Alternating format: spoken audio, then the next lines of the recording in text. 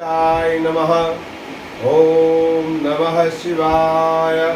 शिवः शिवोहम। अनादि कल्पेश्वर स्तोत्रम, जो कपूर के समान गौर वर्ण के हैं, सर्पों का हार पहने हुए हैं, जटाजूट में गंगा को धारण किए हुए हैं, संसार का हित करने वाले हैं, सभी के स्वामी हैं और देवताओं में श्रेष्ठ होते हुए भी अघोर हैं।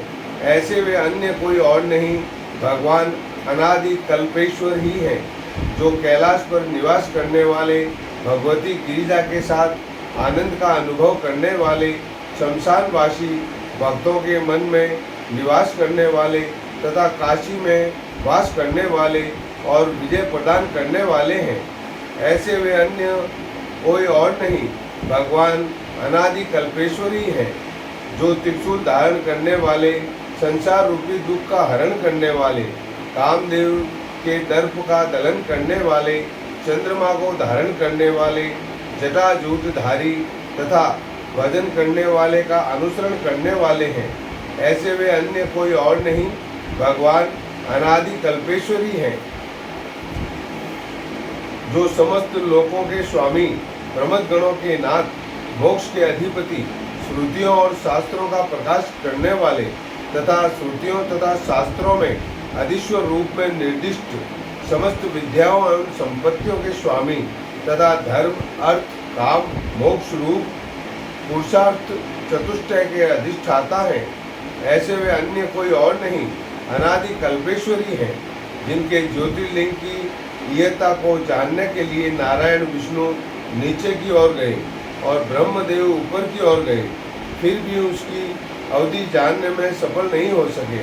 ऐसे वे अन्य कोई और नहीं, अनादि कल्पेश्वरी हैं, जिन्हें रावण ने कुशलतापूर्वक तांडव नृत्य और स्तुति करके प्रसन्न कर लिया और जिनकी कृपा कटाक्ष से उसने समृद्धि प्राप्त कर ली। ऐसे वे अन्य कोई और नहीं, अनादि कल्पेश्वरी हैं। बाणासुर ने जिनके आगे अपने मस्तक को झुकाकर एक बार प्रणाम किया और उनकी प्रसन्नता से देवेंद्र की संपत्तियों से भी अधिक भरी पूरी समृद्धि प्राप्त कर ली। ऐसे वे अन्य कोई और नहीं, अनादि कल्पेश्वरी हैं।